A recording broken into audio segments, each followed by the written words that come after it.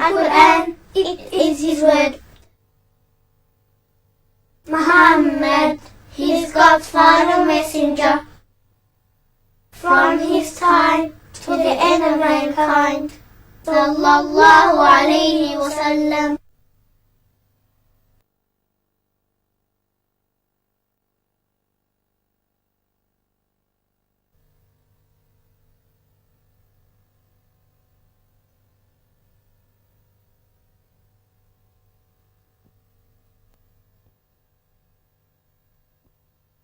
بسم الله الرحمن الرحيم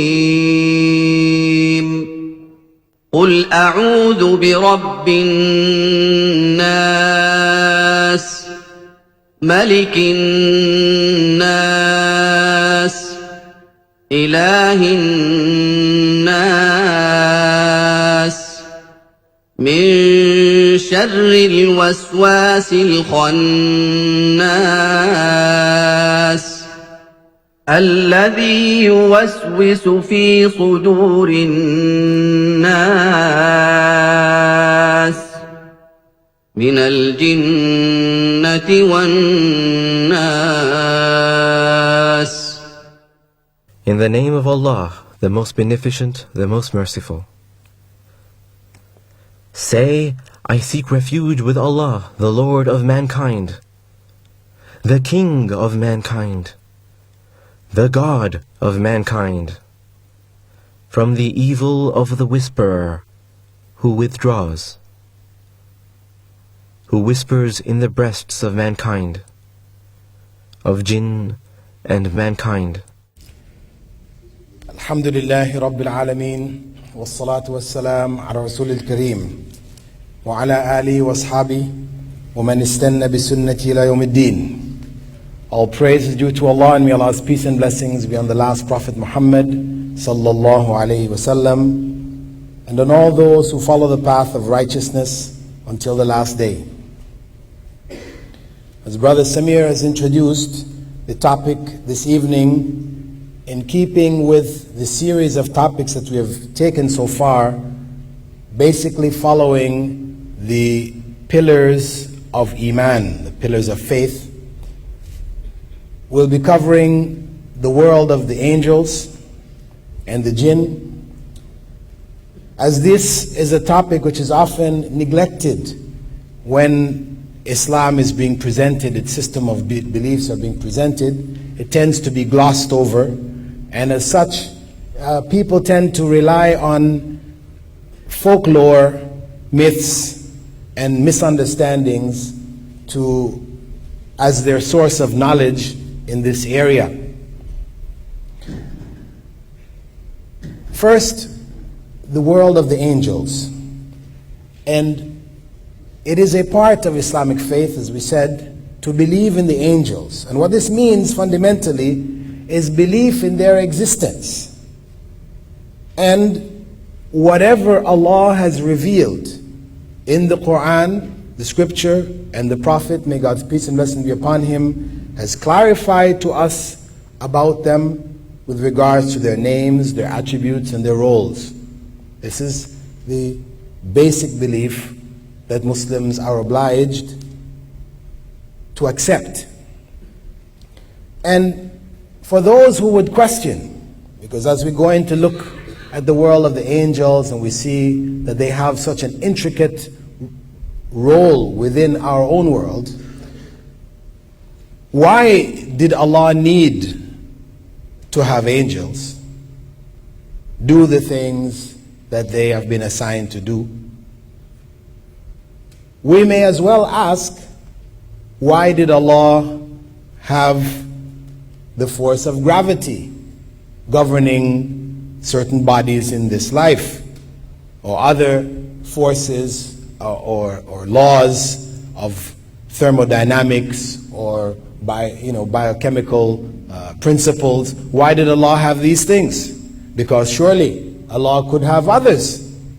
There could be other principles or other laws governing different aspects of nature. Similarly, if Allah had wished, He could have had other creatures or other principles governing the things that we now know as those governed by angels. However, Allah chose to have the force of gravity, and He chose to have angels. And that's the bottom line. He knows what is best, and what He has created is the best that could be created. He informed us about the world of the angels, though we would not be able to discover this world through our own scientific means, etc. He informed us about this world for a particular reason. And when we look at the relationship between the world of the angels and the human world, we can see what is the wisdom behind us knowing about the world of the angels. First and foremost, we should understand that the angels are created from light. This is not stated in the Quran, this is stated in the Sunnah. In Sahih Muslim, Aisha, the daughter of Abu Bakr and the third wife of the Prophet Muhammad ﷺ, said that Prophet Muhammad ﷺ had said, the angels were created from light, the jinn from fire, and Adam from what has already been described to us. So the angels and the jinn represent two separate beings from the spiritual world. From the Islamic perspective, there are three different species of intelligent beings: mankind, the angels, and the jinn. All of these having essentially a spiritual base. That is, human beings, though they may be visible and they function in the visible world, their souls inhabit the world of invisible and rational beings. Now, the angels, though invisible to us normally, we did mention in the previous session with regards to Prophet Muhammad, may God's peace and blessings be upon him, and the prophets, that the revelation which was brought by Angel Gabriel sometime was brought when Angel Gabriel was in the form of a man. On occasion, that man was visible to the companions themselves. On other occasions, he wasn't. However, there are amongst Allah's creatures those who are able to see the angels even when they are invisible. Abu Huraira reported in a narration collected by Abu Dawood and also found in Sahih Bukhari and Muslim, that if you hear a rooster crow, ask Allah for His grace, for it has seen an angel. Now, the general form of the angels is not as is portrayed in the Greco-Roman legends, where the angel, like Cupid, is a little baby with wings on his back flying around with a bow and arrow, or as a man walking around with a pair of wings on his back, a pair of bird-like wings on his back. When the angel appeared in the form of a man, he was a man, not with any wings. But Allah has described the angels as having wings, but the wings we should not think of in terms of human terms or in terms of the wings of birds, etc. Because Allah has described in the Quran, in chapter Fatir, verse 1, Alhamdulillah, Fatir as-samawati wal-ard, جاعل الملائكة رسلا أولي أجنحة مثنى وثلاث ورباع يزيد في الخلق ما يشاء إن الله على كل شيء قدير. All praise is due to Allah, the creator of the heavens and the earth, who made the angels messengers with wings 2, 3, and 4, and He increases in the creation as He wills. Abdullah ibn Mas'ud, companion of the Prophet ﷺ, reported that Allah's Messenger had seen Angel Gabriel in his natural state, in which he had 600 wings, each of which filled the horizon. And they were like multicolored drops of pearls and coral falling from the wings. So the angels in their natural state are quite huge. So much so that in another narration related by Jabir ibn Abdullah, with regards to the angels that carry the throne of Allah, Prophet Muhammad ﷺ said, "Allow me to speak about one of the throne bearers. The distance between his earlobe and shoulder is what a bird would fly in 700 years. So we're talking about a huge aspect of Allah's creation. Now, the angels, though they appeared, when they appeared in human form, they appeared as males, because one of the appearances, the companions described that he looked like one of the companions whose name was Dihya al-Kalbi, that he looked similar to him. And at other times he appeared like an unknown Bedouin. Though they have been described as in male forms, they are not considered to be either male or female. Nor is there any evidence in Islamic texts to indicate that they reproduce. We have in Surah Safat, verse 150, Allah saying, أَمْ خَلَقْنَا الْمَلَائِكَةَ إِنَاثًا وَهُمْ شَاهِدُونَ. This was rebuking the pagan Arabs for claiming that the angels were feminine or female. Now, with regards to the names of the angels, there are only 8 names which have been authentically recorded in Islamic texts. There are many in folklore.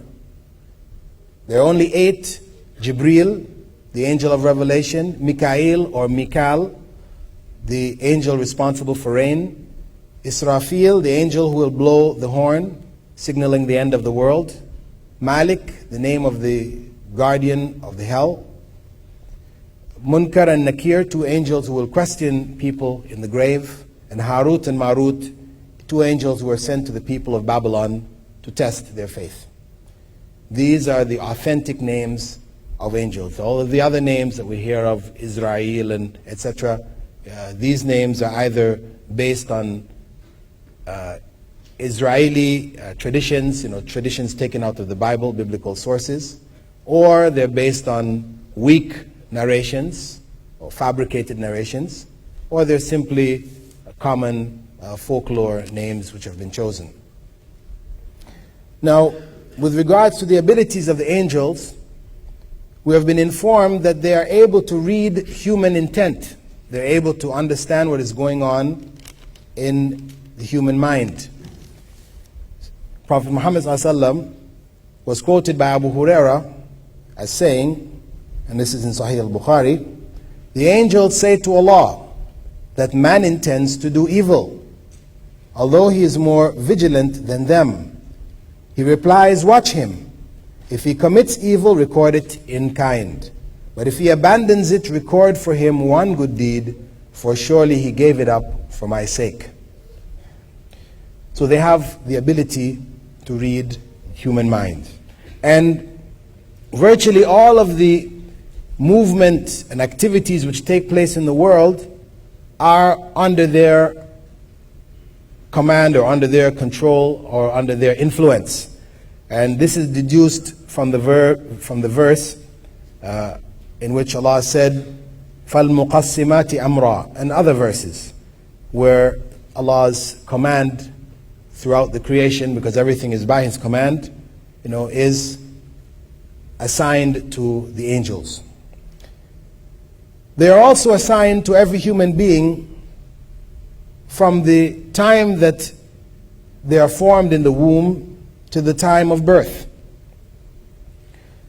Prophet Muhammad ﷺ was quoted by Anas ibn Malik as saying, "Allah the Exalted and Glorious has appointed an angel as the caretaker of the womb that says, 'My Lord, it is like an oily drop. My Lord, it is now like a leech. My Lord, it has become like a clump of chewed flesh. Then if Allah wishes to complete its creation, the angel will ask, "My Lord, will it be male or female?" Furthermore, we have another narration from Abdullah ibn Mas'ud that when the fetus reaches the beginning of the 5th month, the angel breathes the soul into him. At that same time, 4 things are recorded: his livelihood, his lifespan, his deeds, whether he'll be wretched or happy. Besides that, each person has an angel assigned to him, or who may vary, not necessarily the same angel all the time, but an angel is with him throughout his life, encouraging him to good and guarding him from evil. This is part of that consciousness that we spoke of earlier in terms of the human being having a consciousness of good and evil. And we'll look at the evil side when we come to the world of the Jinn. Prophet Muhammad ﷺ said, "Every one of you has been assigned a companion among the Jinn and one from the angels." So these angels who are with us encourage us to good, put good suggestions in our minds, and counteract the evil suggestions which would come from the evil source of the Jinn. There are also 2 angels who are assigned to recording deeds. These are the ones most people know about. We can find in Surah Al-Infitar, verses 10 and 11, وَإِنَّ عَلَيْكُمْ لَحَافِظِينَ كِرَامًا كَاتِبِينَ, that verily there is assigned to you protectors or guardians who are noble and who record your deeds. Outside of this, we have angels throughout our lifespan, what takes place in our life. These angels who are with us recording are constantly with us. The angels which are assigned as a support to us, which are giving us good thoughts, at some times this angel may leave us. And this is what is referred to when Prophet Muhammad ﷺ said that angels do not enter a house in which there is a dog or pictures or statues of living beings. Because the angels that are recording angels will not leave you at any time. So we shouldn't think, as some people might ignorantly feel, that they can avoid their record being taking place, deeds being recorded if they keep a dog with them all the time, At any case, with regards to a person dying, an angel is also assigned to take the soul at the time of death. And when the person dies, that soul is passed over to angels in the next life. And the angels who receive that soul take the soul on a particular journey, which we will look at when we come to the series of the lecture on the Judgment Day. But it's enough to know that the angel takes our soul in the next life, takes it through a journey, then 2 other angels will come back to it whilst it's in the grave, in that state of the grave, and question it concerning its Lord, the Prophet who was sent to it, and its religion. And that basically summarizes the basic information that has been revealed to us concerning the angels. And the significance of knowledge of the world of the angels is basically for human beings to know that all of their deeds are being recorded. Their thoughts are being monitored. This would help them to reflect before acting, because it is through acting hastily that we fall into sin. Prophet Muhammad ﷺ had said that ta'anni min Allah wa la ajala min ash-shaytan, that deliberate, careful action is from Allah and haste is from Satan. So by reflecting on the relationship that the angels have with us, this would help us to be conscious of the fact that our deeds are constantly being recorded, and as such we would think twice or think more than twice before doing some actions that we may consider. Now, regarding the other world, which is the world of the Jinn, and this world, we said that the Jinn were created from fire, and as we said previously, though the Jinn are created from fire, we should not think of the Jinn as being little wisps of fire that are puffing around, the place. No, they were created from fire.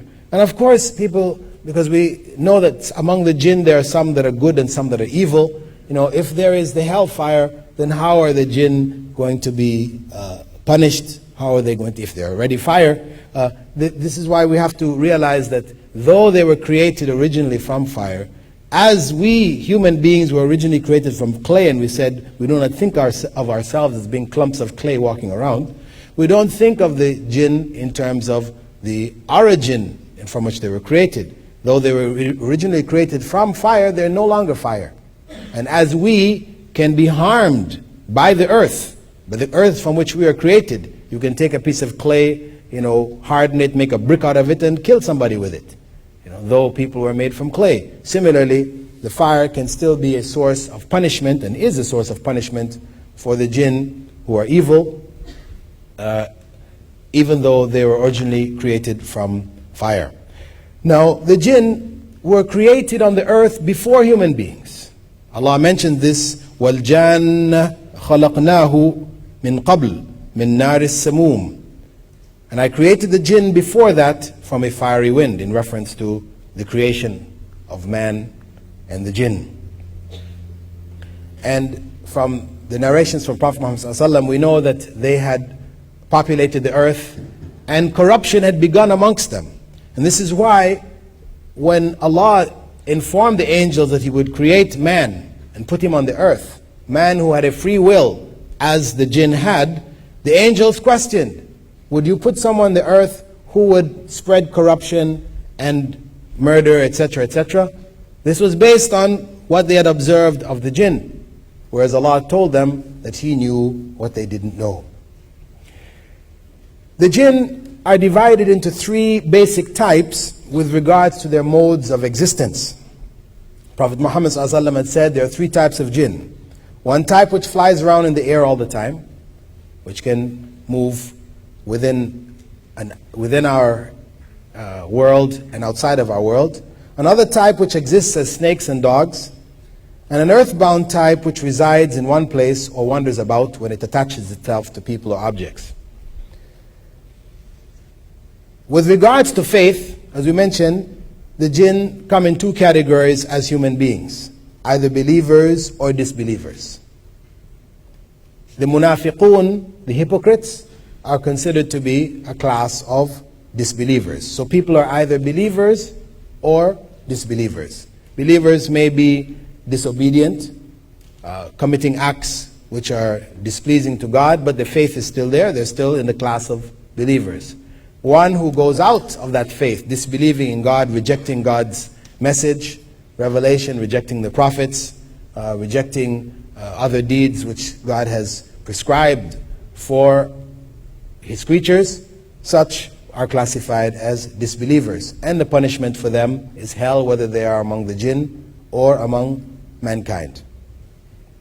With regards to control of the Jinn, because this is an area which people tend to get off into with the mythology and a lot of folklore, etc., where people tell stories about having these jinns doing this and that for them, and it's quite common. Any part of the world you go, you'll hear all these types of stories. The fact is that no human being can gain control over the jinn. This was something specially given to Prophet Sulaiman. He made a dua, which is mentioned in the Quran, in Surah Sad, verse 35, رَبِّ اغْفِرْ لِي وَهَبْ لِي مُلْكًا لَا يَنْبَغِي لِأَحَدٍ مِّن بَعْدِي. O my Lord, forgive me and bestow on me a kingdom not allowed to anyone after me. Control, dominion over the jinn, this was given as a miracle to Prophet Sulaiman. and to none after him. So much so that Prophet Muhammad ﷺ informed his companions on one occasion, saying, "Verily an ifrit, is the more powerful among the jinn, spat on me last night, trying to break my prayer. However, Allah let me overpower him, and I wanted to tie him to one of the columns in the masjid, so you all could see him in the morning. Then I remembered my brother Sulaiman's prayer, O my Lord, forgive me and bestow on me a kingdom not allowed to anyone after me." So Prophet Muhammad ﷺ was able to keep the jinn off him, to restrain it, but not to control it. So anyone who tells you that they have this jinni that is under their control, etc., you know right away that this is not true. What can happen instead is that a contract can be made. The relationship with the evil world of the jinn is through contract. And there are no good jinns coming into our worlds and doing favors for us. See, because they are banned from our world, as we are not allowed to interfere in their world. They're not allowed to interfere in our world. So it is only the evil among them that cross the barrier and interfere in our world. So we don't have, even though somebody will tell you, let's I have this good jinn, he prepares food for me every day and cleans my house. You know, if that is the case, the jinn, evil among them, may try to gain control over a human being by appearing to them to be in their favor and to be doing things for them initially, until they get their guard down, and then eventually they work them over into the area of shirk, because the main goal and effort on the part of the jinn is to draw human beings into disobedience of Allah and ultimately into shirk. Now, the area in which the jinn play the biggest havoc in human life and in the human world is in the area of fortune telling. This is one of the biggest areas. Because human beings have a natural desire to want to know the future. Everybody wants to assure for himself or herself a good life.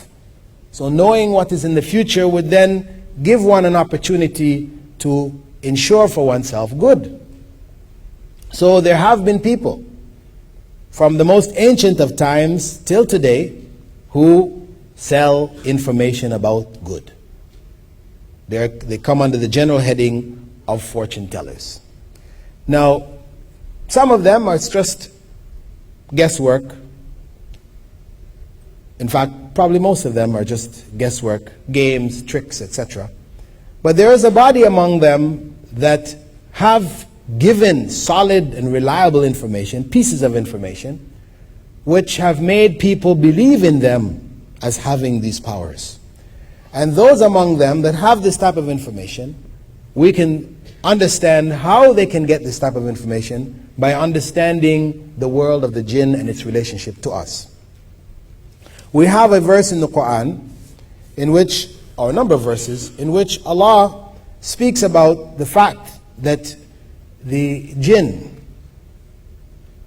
the class of them who are in the atmosphere and who can move in our world, outside of our world, who go up to the lowest heavens, and there they steal a listening. They listen in on what is discussed amongst the angels. When Allah commands angels, the commands go down through the heavens to the lowest heaven, and as they discuss it amongst themselves, some among the jinn manage to reach up to the level of the lower heavens, not entering it, but up to that level, and hear some of that information. However, they are driven away from that by meteors, comets, etc. And this is recorded in the Quran in Surah Al-Jinn. This is described. And Prophet Muhammad ﷺ had mentioned that the jinn pass the information back down until it reaches the lips of the magician or fortune teller. Sometimes a meteor may overtake them before they could pass it on. But if they pass it on before being struck, they add to it 100 lies. So the reality is that the information that these people convey will be a mixture of lies and a few truths. What happens with people in general is that when they hear the predictions of a fortune teller, all of the information goes into their subconscious. And the false information, which is not confirmed by having taken place, is forgotten. Whereas the one thing which they tell them, which is true, which takes place, the person remembers that. This is reinforced by the information which was initially given. And then the person will swear by that person. This is a fortune teller of the first class. This is a true fortune teller. So you have somebody like Jean Dixon, died just at the end of last year, who was, a favorite fortune teller amongst the presidents of the United States and others. Every year she would give her predictions for the year. It would be in the national newspapers, etc. And people depended on her books, they would study them, etc. But the fact, as I said, for her as well as for people like Nostradamus and others, you'll find that when you look at the totality of what they say, the vast majority of what they mention is false, and there are only a few pieces of information which is actually true. But human beings with that tendency to want to latch on to anything which would indicate knowledge of the future, grab on to that small piece of information, and they end up depending on these people, and in doing so they end up falling into an area of partial disbelief or complete disbelief. The jinn can also help fortune tellers with immediate information, like somebody is coming to them and they may get information about that person before the person reaches there. So you may go to see a fortune teller and he will tell you, or she will tell you, what your name is, what the name of your parents are, how old you are, what country you came from, etc., etc. That type of information is quite easy and quite accurate for them to get. Also, they can give information about things which are over distances, because we know the jinn are able to travel over the earth over huge distances in short spaces of time. We know in the Quran in Surah Naml, with regards to the Queen of Sheba, when she was coming, Prophet Sulaiman asked one of the jinn to go and get her throne, and he said that he would get it for him before he even got up from the place where he was sitting. Because of the sacrilege and the heresy that is involved in dealing with the jinn, those involved in fortune telling, etc., Islam has taken a very strong stance against it. Prophet Muhammad ﷺ was reported by his wife Hafsa to have said, the salah of whoever approaches a fortune teller and asks him anything will not be accepted for 40 days and nights. This is a question out of curiosity. This is not necessarily believing in what they're saying. The salah will not be accepted for 40 days and nights. This includes all of the different forms of fortune telling that are available in our society today. One of the major ways is through the astrological science. In almost every newspaper in the world today, you'll find a page which gives the zodiacal signs, the zodiac. Signs of the zodiac, your astrological predictions for the day. If you're a Cancer or Taurus or whatever, this is a good day to do this, or a bad day, you shouldn't do this, delay it until tomorrow or whatever.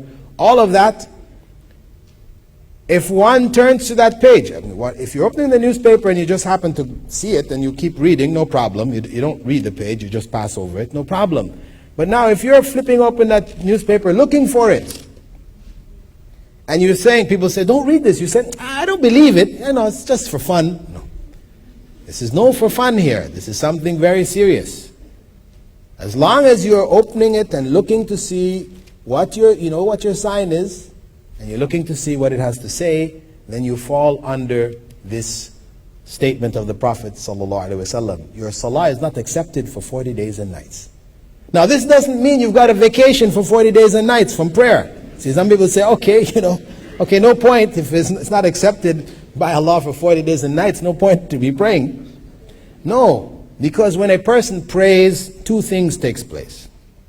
One, they remove from themselves the obligation of prayer. And two, depending on the level of concentration in their prayer, they earn a reward. Right? As Prophet Muhammad ﷺ said, some people pray and only a tenth of the prayer is rewarded. Others only a fifth, etc., etc. So, though this is the case, if you've read your page, your astrological page today, you still have to continue to pray for the next 40 days, but the value, the reward for the prayer has been lost. Now, whoever goes looking for that page believing in what it says, or goes to a fortune teller, palm reader, or whatever, getting their tea leaves read, believing in what the person is saying, Prophet Muhammad ﷺ said, as reported by Abu Huraira and Al-Hasan, his grandson, whoever approaches a fortune teller and believes what he says has disbelieved in what was revealed to Muhammad sallallahu alaihi wasallam. This is an act of disbelief. This is how serious Islam regards it. Now, there is another aspect of the world of the jinn which has significance to us. Beyond the world of magic, because this has also become a popular area in Western society today, people like Daniels and David Copperfield and others who are dazzling people with feats of magic. And we know this is also a forbidden area. Those that are seriously involved in it are involved in using the jinn. The jinn help them. And Islam is strictly against them. In fact, the instruction that the companions followed when they went into the lands as Islam spread out of Arabia was to execute magicians. And the use of magicians is something forbidden even in the Old Testament. You can find still in what they call the Torah, in Deuteronomy 18 verse 9 to 12, we find what is attributed to God as saying, when you come into a land which the Lord your God gives you, you shall not learn to follow the abominable practices of those nations. There shall not be found among you those who burns his son or daughter as an offering, anyone who practices divination, that is fortune telling, a soothsayer is another term for a fortune teller, an augur, another term for a fortune teller, a sorcerer or a charmer, these are magicians, or a medium, one who acts as a tool for the jinn to communicate with this world, or a wizard, that's a form of magician, or necromancer, other forms of magicians. For whoever does these things is an abomination to the Lord. And because of these abominable practices, the Lord your God is driving them out before you. So it is something forbidden in the religion revealed to the prophets and revealed to mankind, though it has become very popular today. But the area which is probably the most critical to note, besides this area of fortune telling, is that of demonic possession, wherein the jinns, because some among them are able to take different forms, are able to appear as apparitions and visions to people. Every year people will see the visions of Mary or the Christ child or whatever, in different parts of the world, and this place becomes an area of pilgrimage. Or the statue, like in Ireland some years back, the statue of Mary started to rock back and forth. And they thought maybe there was some seismic activity there. They brought geologists to check it out. No seismic activity, but the statue is rocking. And they couldn't find any explanation but to analyze it as being a miracle. These people are worshiping Mary anyway as the mother of God.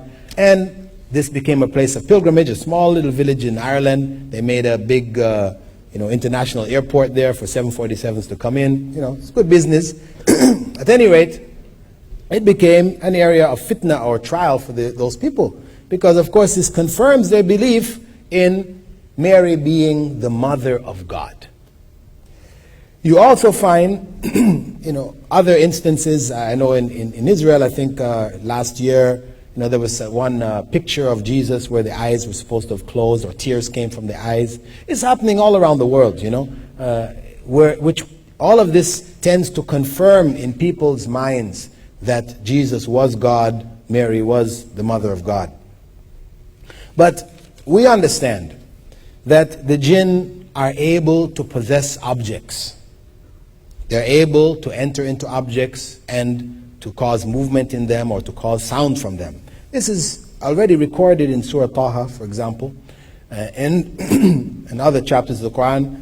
With regards to Musa, Prophet Moses, when he left his people and went to receive the commandments from God, and in his absence, an individual amongst them who was referred to as a Samiri, he asked the people to gather their gold jewelry, and he took up some dust which he claimed to have been the dust remaining from the footprint of an angel, sprinkled it along with it, mixed it up, and from it he created the shape of a calf. And as Allah says in the Quran with regards to him, فَأَخْرَجَ لَهُمْ عِجْلًا جَسَدًا لَهُ خُوَارٍ. He took out for them a calf in a bodily form which moved, because the people were not going to take this as a god if it was just a statue. So what happened is that after creating the statue said moo, as cows do. And of course this is what shocked them and made them accept that this was in fact God. So they bowed down, they took it as a god besides Allah. Now we know it wasn't the statue which was mooing, it was the jinn that had entered the statue and gave that sound. Similarly, we have events like that of Hallaj's head, according to the legends, the Sufi legends, that when Hallaj, this was the individual who claimed that he was Allah. I spoke about him earlier. And when he was asked to recant, to give up this statement, he insisted, standing up and opening his garment, saying, there's nothing inside of this garment except Allah. So the Muslim judges had nothing else to do but to order his execution. So they took him and they cut off his head. And according to Sufi legends, if it's true, when they cut off his head, as his head hit the ground and rolled, it continued to say, Ana al-Haq, Ana al-Haq, Ana al-Haq. Right? According to their legends, right? It may be true, Allah knows. The point is that for them, this is confirmation that whatever he said, when he claimed that he was al-Haq, he was Allah, this was true. But the fact of the matter is that it could very well have been the jinn saying this out of his mouth and convincing the ignorant among them that, in fact, this man was speaking the truth. By understanding that the jinn can possess objects and even human beings, we can understand also many of the things which are taking place in the world today. We spoke about flying saucers before, that what is true amongst it may be from the world of the jinn taking different forms, little green men or whatever, or things which appear to fly at amazing speeds, whatever. As well as the things of what they call haunted houses, ghosts, etc., all of these experiences that people experience around the world, which they have no explanation for, that easily we can understand the role of the jinn in this matter. Even in the cases of apparent reincarnation, like they have a case which took place, and they have them every so often. You'll find cases similar to this. There was a girl in India back in the 70s. Her name was Shanti Devi, and she was 7 years old, and she described a place where she had lived previously, in a previous life, in a town called Mutra, in a province far away from where she lived, and the people, the house, etc. When people went there, they found, in fact, there was somebody who lived there, and the house did look like that, and all this type of information. Now, for these people, this became a confirmation for them of reincarnation being a fact. The same thing happens amongst the Druze in Lebanon. From time to time, you'll find some young Druze kid who claims to describe a previous life. And the details may be very accurate when you go back and check the places where what he describes or whatever, or she describes, will be very true. And for them, it confirms for them reincarnation. Because the belief in reincarnation, of course, is false belief. It's a false belief. It's based on the concept that the human soul is divine. That the human soul is a part of God which has come into this world, which continues to go through different cycles until eventually it rejoins with God. This is false. Human beings are not God in any way, shape, or form. What happens, how this takes place, is that, as Prophet Muhammad ﷺ explained, the jinn, as we talked about dreams before, the jinn are able to come into our dreams. They're able to give us bad dreams, etc., and to implant ideas and thoughts which we might think are our own. So they may put this information about this previous child or person in that mind of the child, and the child thinks it's relating what is from its mind, as its own, and people assume that it is his own memories, but in fact it is not. Similarly, when people do this regression therapy, where people go into a hypnotic state and they go back to previous lives, they used to be in the Roman Empire, they were a centurion or whatever, back to the cave days, they were on the Neanderthal, and people describe all these previous lives, right? And it's a big fad in America today and in the West in general. Very easily, these could easily be thoughts which are being fed by the jinn, where we have to assume that all of these people who are doing it are not faking, because of course there are some people who no doubt are involved in quackery and just tricks and people, but so many people have been put through these hypnotic states and have recounted these types of information about things that they didn't know. They didn't study, they didn't have that kind of background. So the only way to really understand it is to understand it through the agency of the jinn. And what is related to this, of course, is the actual possession of human beings. This is something which is well known in the Christian tradition. People have been exorcised over the times from the time of Prophet Jesus till now. Exorcisms have taken place. And in other religious systems, exorcism also takes place. And from an Islamic perspective, it is recognized as being valid, that people may be possessed. In fact, in the Prophet ﷺ's time, a child was given to him who was possessed, and he blew in the child's mouth and told the being that was in the child to get out, enemy of Allah, and later the child was cured. And this is a clear evidence of exorcism. It exists also in the time of Prophet Jesus. There are records remaining in the Gospels of Jesus exorcising people who were possessed. And when we look at the process of exorcism, the exorcism may take place basically in three ways. One, those who are involved in this calling on the jinn, etc., they may call on another jinn to drive out that jinn. And of course this is forbidden, because it involves also sacrilege.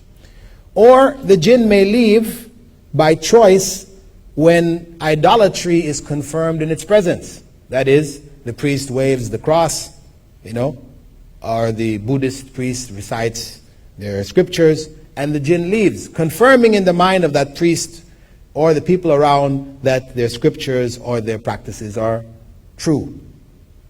The third and only acceptable way, of course, and that way includes people who may call on the jinn to leave in the name of Muhammad ﷺ or the name of saints, and people are cured. This is because shirk has taken place in their presence. But the only acceptable way is according to the Islamic way, which is the recitation of the Quran or different prayers seeking refuge in Allah, which have been taught to us by Prophet Muhammad ﷺ. Now, if we look at knowledge about the world of the jinn, Prophet Muhammad ﷺ explained to us so much information. Allah has revealed so much in the Quran about it. Even a chapter of the Quran is referred to as the chapter of the jinn. If it wasn't important, all of this effort would not have been made.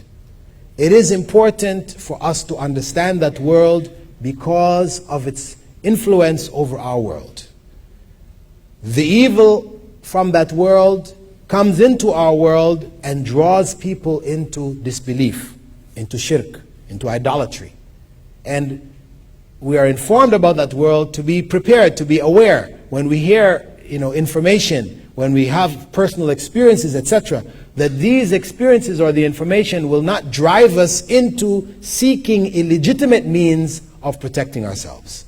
The illegitimate means is through using fortune tellers or magicians or those involved in other forms of exorcism, which are pagan in origin. You find Muslims, I've heard of Muslims in the Philippines going to Catholic priests to be exorcised, and in other parts going to Buddhists, etc., for exorcisms.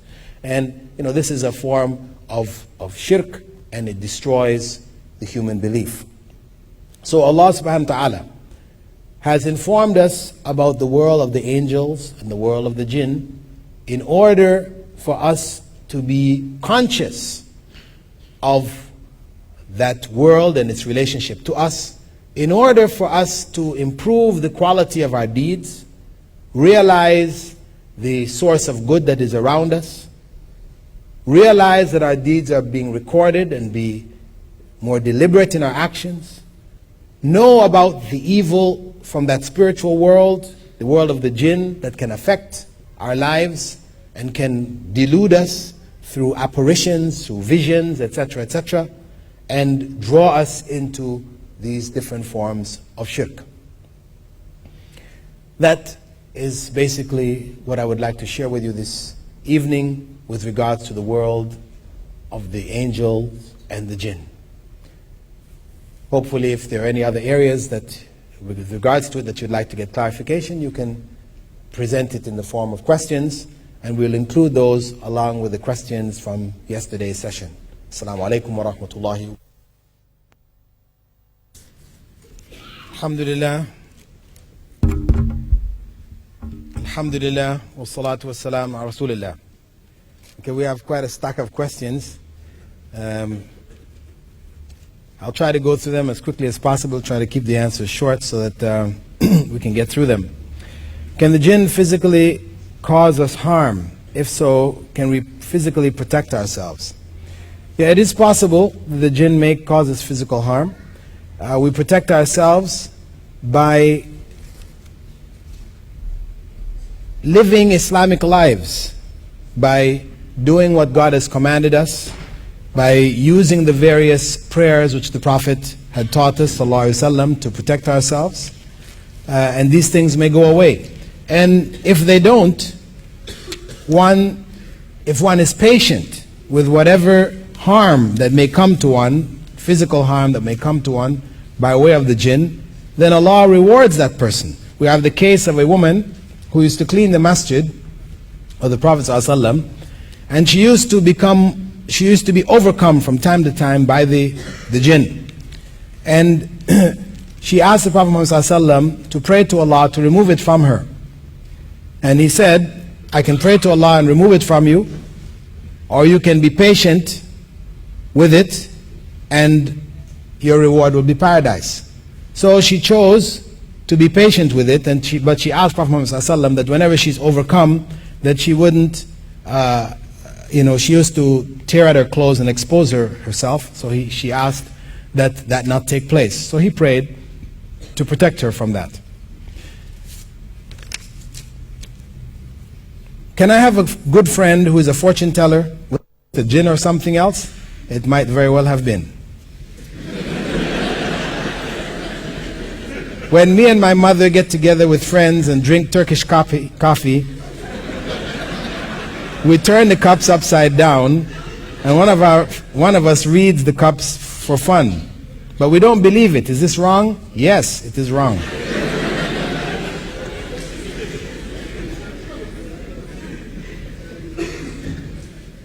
Does magic have something to do with the jinn? Yes, the effects of magic are through the agency of the jinn.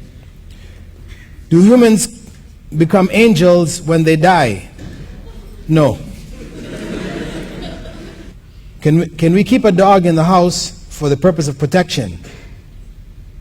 If a dog enters the house, do we need to wash it for the acceptance of prayers? Well, the dog which is kept just for a friend, as is common in some societies where the dog becomes man's best friend. People make clothing for the dogs, even shoes. People die and they leave all their inheritance to dogs. And they have children and they don't even leave anything for them. I mean, this kind of approach to the dogs is prohibited in Islam. A dog may be kept for protection purposes, a guard dog, or a dog which is used for herding sheep, or a hunting dog. These are the basic types of dogs which may be kept. But the dog is kept in its place. I mean, you don't take the dog to bed with you. You know, he sleeps in the bed along with you, kissing you in the morning when you get up. You know, this whole type of approach to the dog is not acceptable Islamically. As long as he's kept in his place, he has a kennel, a little spot where he stays, then it's not necessary to clean the home or clean him. I mean, the dog, of course, should be cleaned regularly anyway, but it's not a requirement for prayers to be accepted in the home. And one thing to note about dogs is that sometimes, you know, unfortunately, because, you know, Islam teaches us that if a dog licks or drinks from the vessel which we have eaten or which we're drinking from, that we should pour out the contents, let the dog finish eating it, and clean that vessel, you know, 7 times. One of the times we clean it with clean earth. This is the mode for cleaning vessels which have been, which the saliva of the dog has come in contact with. This is specifically for vessels for eating. This is how we clean it. Because there is some harm that the dog possesses which is conveyed to us through this means. Why we use clean earth? Any biochemist can tell you that the vast majority of antibiotics are taken from earth sources, from the earth. You know, people who work for the big chemical labs in Europe, when they go home to different parts of the world, they are asked to gather portions of earth from their different parts and brought back, because this is where antibiotics come from. Penicillin is coming from dust, the dust in the air. So we know that earth, clean earth, has these properties. Now, this is specifically for eating and drinking vessels. It doesn't mean that if a dog licks you, now you have to wash your hand 7 times, one of the times with dirt. No. If he licks your clothing, same thing. No. Actually, if a dog licks you, it doesn't break your state of ablution. If he touches your clothing, it doesn't break your state of ablution. These are not among the things which break the state of ablution. This is a misconception amongst many Muslims. And what it does is it turns Muslims into having this sort of phobia about dogs, you know. If a person comes with a dog, Muslims are running in all the directions, right? Nobody wants to be anywhere near this dog. You know, for a lot of non-Muslims, they really think this is very strange. You know, Muslims have this phobia about dogs. You know, because the people have gone to extremes with regards to them. As I said, it is only in regarding vessels from which we eat and drink. Can we do palm reading? No. Palm reading is a form of fortune telling. In India, we go to some sheikhs who will tell us where lost things are. If we've lost some items, we go there and they will tell us where they are. You know, these are righteous looking sheikhs with big beards and turbans and everything, and they tell us where lost things are. Or if you need somebody to like you, they will tell you, you know, what to do, and they'll get this person to like you. Or people can't get their daughter married, they go to the sheikh and he prepares some potions for them or whatever, and it gets their daughter married. This is all shirk. This is all involving the jinn, etc.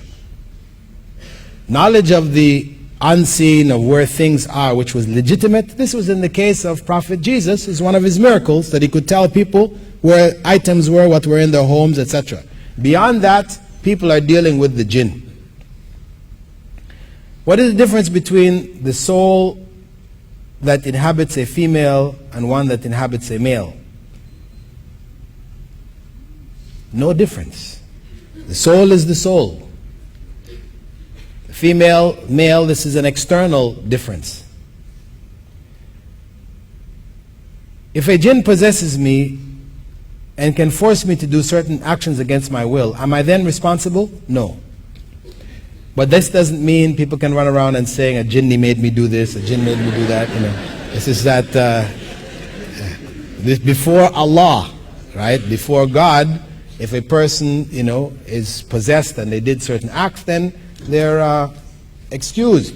And this is a very important part in terms of Islamic law, where, you know, you have a state which is referred to as temporary insanity in Western law, right? In the Muslim legal system, yes, insanity, which is in Arabic is referred to as being junoon. A person who is insane is called majnoon, which means they have been jinned, right? This is what it literally means. Meaning that they could be under the influence of the jinn, or it could be something biological also. But in any case, a person who is known insane, if they commit a crime, murder, or any other type of crime, they are not punished according to Islamic law. They may be put in an institution or whatever, but not punished.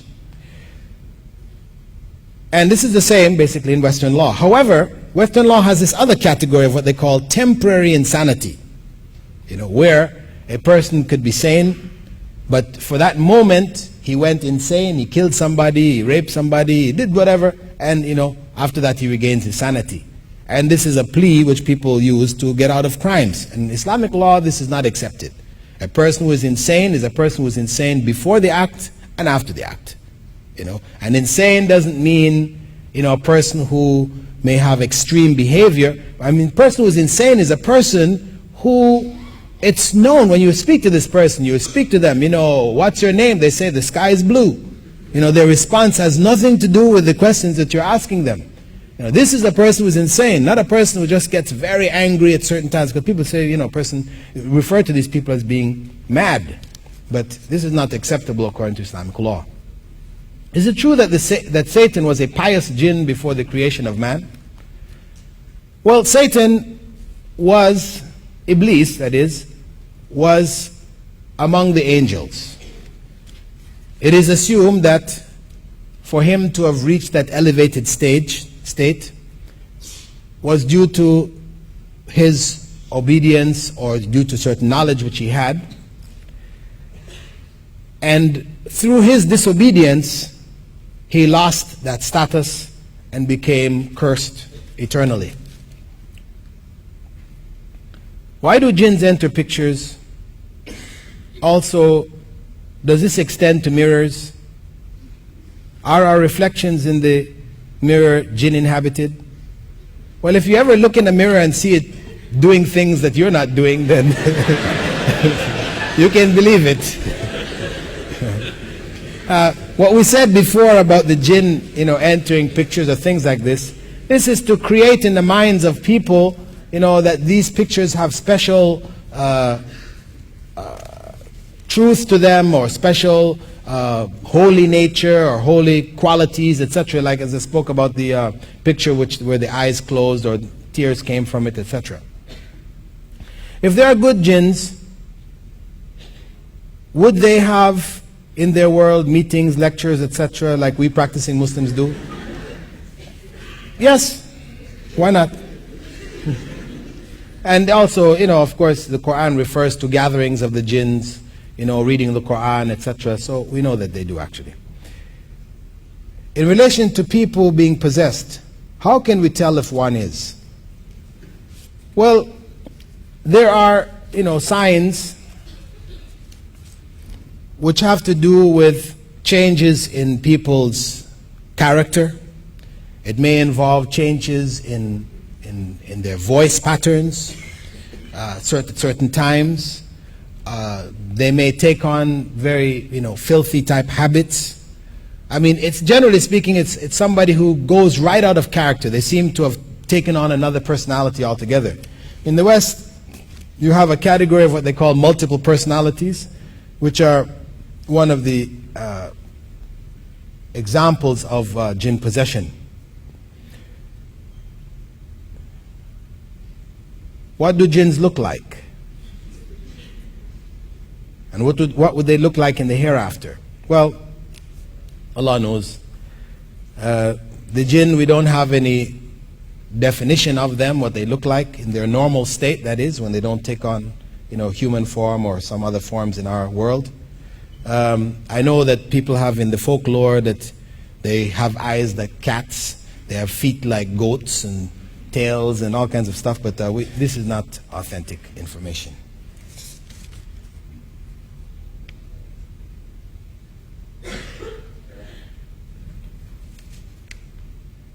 Why can't we see the jinn but they can see us? Well, this is how Allah has created them. You know, until we developed the microscope, then all the microbes could see us and we couldn't see them too. You know? So, I mean, the fact that some of Allah's creation, you know, have certain abilities which are beyond our abilities doesn't mean, you know, that they are more powerful than us, because we have been given a status over the rest of creation, and Iblis being instructed to bow was in recognition, along with the angels, to that status.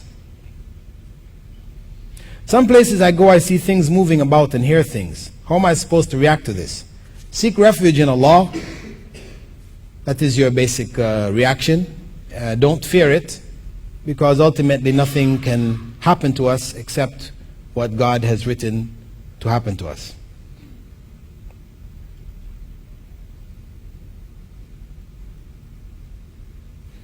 In the Quran it mentions the speed of angels as they travel in one day, which is equivalent to 50,000 years of ours. Please explain. Well, really there's no real explanation, you know, because when you go into the issue of what is it referring to in terms of one day, you know, is it one day, 24-hour day? Because a day is 24 hours on our planet. A day on Saturn maybe so many years, you know. When in a day, in a year, what is this year? Are these light years? How far light travels in a year, or what? You know, we just have a general statement from Allah subhanahu wa ta'ala letting us know that the commands which come by way of the angels are over huge spaces of time, etc. And even so, they fulfill the commandments of God as they are given. If we watch a show of a person practicing magic, are we committing a sin? Well, you know, if the show is something where people are clearly indicating that these are just tricks, I mean, they're not claiming for themselves magic, they're not taking on the aura of the magician, but just something to entertain people, then we could say that this is permissible, but preferable that we avoid it in any case. Because it is, even though it may not be clear out and out magic, it is bordering on that field, that forbidden field. Can jinn replicate or reproduce? Yes. There is evidence from both the Quran and Sunnah that they do have generations after them. Quran refers to, you know, dhurriya, or descendants from among the jinn and men. Is it true that the Quran kills the jinn or keeps them away when read out loud? Well, I don't know about killing the jinn, but they do repel, it does repel the jinn. Why is it regarded so seriously in Islam to go to the fortune teller or believe what he says? As I stated, this involves attributing to others knowledge of the unseen, which only is known to God. I mean, even Prophet Muhammad ﷺ, you know, stated, Allah had him state in the Quran, that if he knew the unseen, the hidden things, then he would have gathered around him all of the good, and no evil would have befallen him. So, when a person in this world is now claiming that he has this knowledge of the unseen, he's claiming himself really to be greater even than the prophets. What is the difference between jinn, iblis, and shaitan? Well, the jinn represents that other creation, created from a fiery origin. Iblis is the name of that main individual amongst the jinn who was cursed by Allah. And shaitan is a name, Satan is a name which may be applicable to both jinns and men, because Allah refers to shayateen al-insi wal-jinn, that there are devils amongst both humankind and the jinn. They represent the evil among the jinn, or evil among mankind.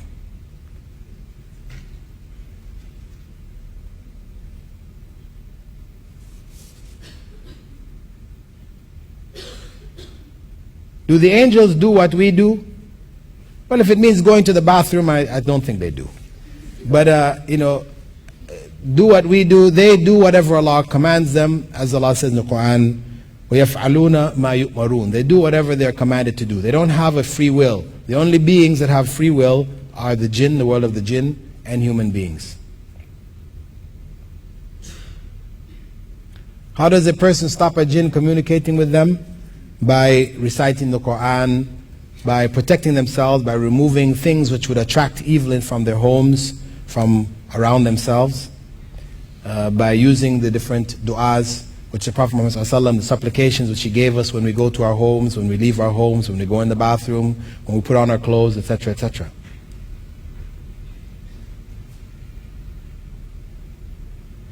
My mother hasn't yet accepted Islam. I'm a revert. Should she pass away and my elder sister insist on a chapel funeral, what is the Islamic perspective on me attending the funeral? Well, to attend the rites, the funeral rites, is not permissible. For a Muslim to attend the religious rites of any other system is not, or religious group, is not acceptable. For one to go to the grave as a reminder of death, etc., is acceptable. But where one attends and takes part in the funeral rites, this is not permissible. Can one have a jinn protector, as some claim to? No. Who do jinns tend to enter and how? Well, the hows, Allah knows. I know people say it comes in through your foot or through your eye or your toe or whatever. Most of this is delusion. Actually, there's a book which will be available through the Islamic Information Center called The Exorcist Tradition in Islam, which I have just written. It should be available maybe within the next month or so.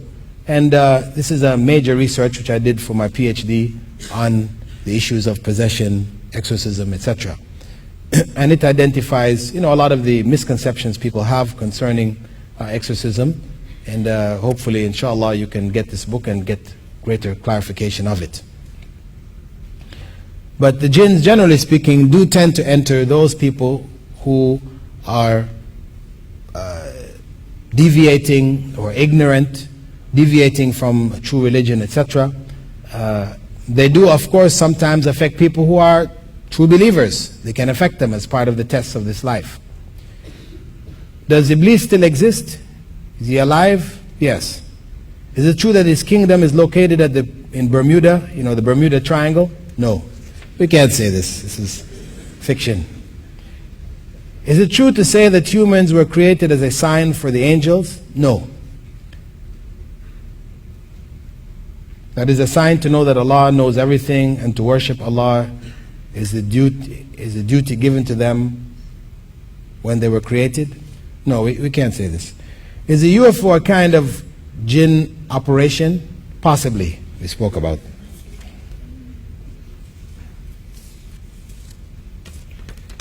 Is it true that people who don't reside in their own country, immigrants, can get money from the bank and take interest, and it isn't haram or a sin?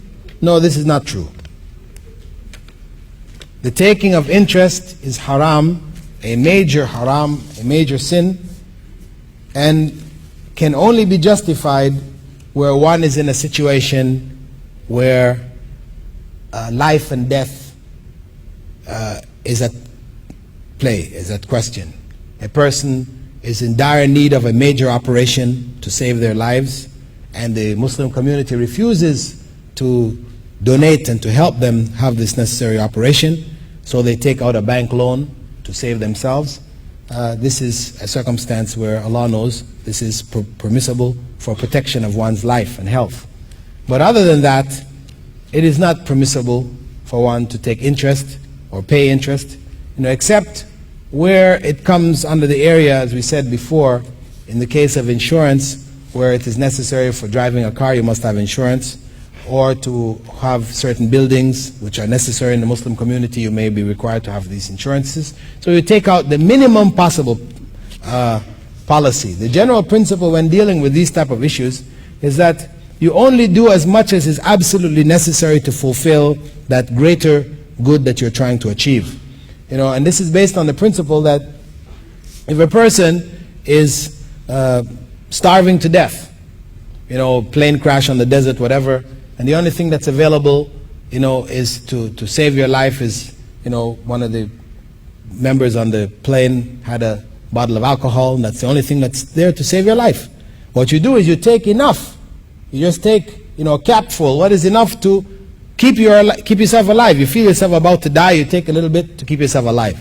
I mean, you don't just, take a little bit and you say, oh, that tastes real nice. You pour yourself a full glass and then you're at it. No, you're only allowed to take what is absolutely necessary to save your life. How do you know if a hadith is right or wrong? This is the science of analysis of hadith called usul al-hadith, which teaches you based on the narrators and the status of the narrators in terms of their ability to memorize, etc. They are classified in different classifications, and the errors in which they came to know who met who, if they lived in the same generation or not, whatever. And the text itself, whether the text contradicts, other known texts, and there's a whole system of whole science there, which the scholars have developed for analysis of hadith to determine which are authentic and which are not. And this science is so rigorous. If it were applied to information which is given to us today in the newspaper, etc., or written in books, we would have to reject virtually all of these books and newspaper accounts, because it deals actually with character, of people's character. If a person is narrating a piece of information and they are known to be of bad character, then that information is rejected. If a person is narrating a hadith from the Prophet Muhammad ﷺ, he is in that chain of narrators, and it is known that this person didn't pray regularly, they didn't fast or whatever, they're known to be of bad character, then their hadiths will be rejected simply based on their character. If we use that principle with regards to what we read in the newspapers today, or the books written by different authors, etc., we wouldn't accept anything. We wouldn't hardly accept anything. This is how stringent the scholars developed the science in order to ensure that the information came to us is in fact authentic information. Are Muslim women allowed to go and seek Islamic knowledge? They're allowed to go and seek Islamic knowledge as well as academic knowledge. We know that almost a quarter of the religion, Islamic law, was conveyed to us by Aisha, the third wife of the Prophet Muhammad ﷺ. She was the fourth most prolific narrator of hadiths. Many studied under her, and there were many of those who taught, leading scholars, Imam Malik and others. Their teachers were women. So this is history, Islamic history, that women were scholars. And this is one of the things in our times where the lack of female scholarship has led to a rise, of some ignorant females who have claimed for themselves knowledge, under the banner of feminism, where they're now going to make a feminist interpretation of the Quran, this kind of nonsense, and this is due to that lack of female scholarship. And it is an error on the part of the Muslim Ummah that women have not had the access to Islamic scholarship that they did in the early generations. Could you please explain the dress requirements of Muslim women? Everything should be covered except for face and hands. Covering of the face is also commendable. It is not, as some people would say, that it is something from Persian culture, etc., and not really a part of Islam or Arab culture. No, it is a part and parcel of the deen. It is something recommended. It is in the view of some scholars that it is also compulsory. A majority of scholars don't hold that, but at least the minimum that a woman should cover is everything except for her face and hands. And she should be covered in such a way that the covering is not see-through, because if it's covering see-through, then it's not real covering. Or it should not be form-fitting, that it's showing the shape of her body and the parts of her body, etc. This is not considered proper covering either.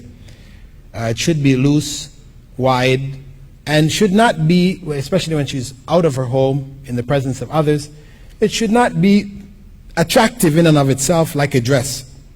So it's a form of beauty attracting the attention of others, because the dress is to protect her modesty, this outer dress that she wears when she goes outside of her home.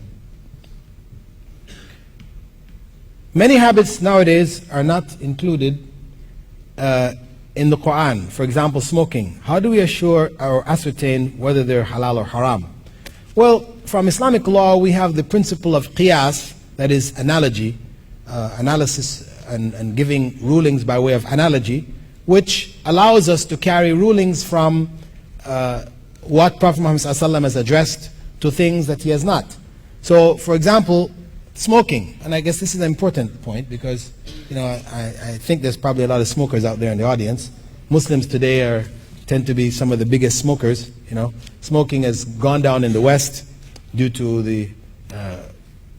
them being forced to put on the packets that it's dangerous to health, and you know, many campaigns against smoking. So it has reduced, it has declined in the West, smoking. But in Muslim lands, it has risen tremendously. The fact of the matter is that the argument used by most people, it's makruh, disliked. This is an Islamic ruling, makruh, meaning disliked. Meaning, if you didn't do it, you would be rewarded by Allah. But if you did it, there's no sin on you. Now, this ruling of makruh was made about 500 years ago, when tobacco first came to the Muslim world. It came to the Ottoman Empire, right? And people started using it. In fact, it was the Ottomans who developed cigarettes. The paper cigarette, rolling it, the two Ottomans, Muslims, developed it. Didn't know that, did you? Because before that, people smoked in pipes. Yeah? At any rate, the scholars in Turkey and elsewhere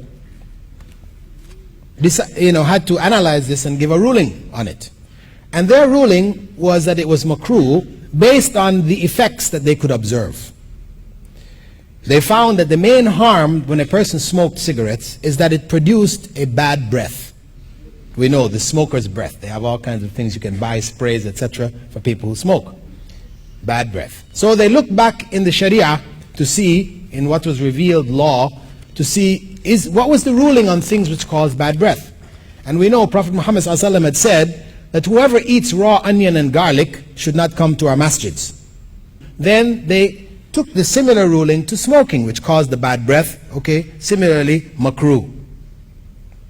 However, since the 15th century, we have had changes in our knowledge concerning smoking. In 1979, the Surgeon General of the United States of America announced to America and the world that it was conclusively proven that smoking causes cancer. Now, this has been something which had been debated for some 20 years before that. They were analyzing the results, and you had doctors saying, yes, smoking is causing cancer. We can see the evidence, statistical evidence, etc. And then the doctors who were paid by the tobacco companies, they were saying, no, it's not really, these statistics are questionable, and so and so.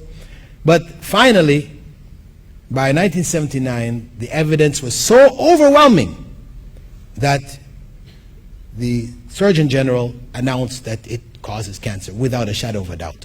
And they forced all of the cigarette companies to put on every box, smoking is dangerous to health. Right? And believe that those cigarette companies didn't put it on the boxes, out of concern for the general health of the population. They were putting it because they were forced. And this is big business. America is only doing that because of the overall harm to the population. So, once we know now that smoking causes cancer, we have to look for a different ruling. Cancer, we know, causes death. People die from cancer. And there are hundreds of thousands dying every year from cancer caused by smoking. And the ruling in Islamic law in this regard is haram. Whatever will kill you is haram for you to take, knowing that it will kill you. To take poison, to drink it, Prophet Muhammad ﷺ said, whoever kills himself in this life will find himself killing himself in the same way perpetually in the hellfire.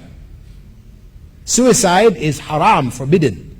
And when a person takes cigarettes, is smoking, he is committing suicide, slowly but surely. Because it doesn't make any difference whether I take a small glass of poison and drink sips of it, and after 1 year I drop down dead, or I take the full glass and drink it right now and die. Both ways it is suicide and forbidden. So the correct ruling on smoking today is that it is haram, forbidden. I know, some people will come back with the argument. I got the T sign, I'll just close off the argument here. Some people come back saying, well, there are people who smoke and don't die. You know, yes, the oldest woman in China, she smokes a cigar every day and she's been doing it for the last 30, 40 years of her life. Yes, see, you don't necessarily die. But you see, Islamic law, it governs the general. And common sense tells you, you must follow what is the general ruling concerning things. For example, there are people who have fallen out of airplanes 40 and 50,000 feet and have got up and walked away. This happens. So now what do? When you jump out of an airplane, you're going to not take a parachute with you saying, oh, there are people who, they've gotten up from it. I'll jump out the airplane without the parachute. Allah will protect me. No, this is nonsense. You take your parachute because you don't use the exception to judge the danger of a given situation. Similarly, those few people who don't die though they smoked all their lives, these are exceptions. Allah has left them as signs to us that ultimately life and death is in His hands. These are the signs. But we are required to follow the general circumstance, not the exception. Most people who smoke get cancer and die. The Marlboro man, remember the Marlboro man? Riding on his horse with his jeans and his cap, rugged with that cigarette in his mouth. For many years the Marlboro man was, the big symbol, smoking symbol. Well, his wife is now suing Marlboro for her husband dying of cancer. Inshallah, we'll see you in the coming sessions. Assalamu alaikum wa rahmatullahi wa barakatuh.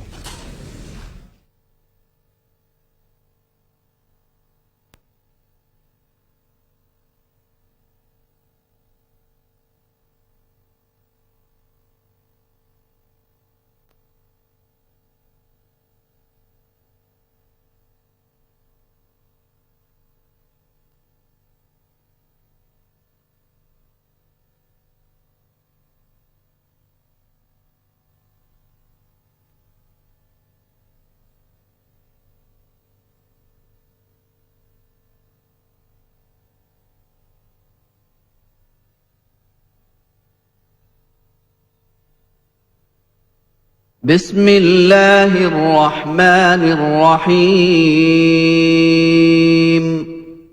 والعصر إن الإنسان لفي خسر إلا الذين آمنوا وعملوا الصالحات وتواصوا بالحق وتواصوا بالصبر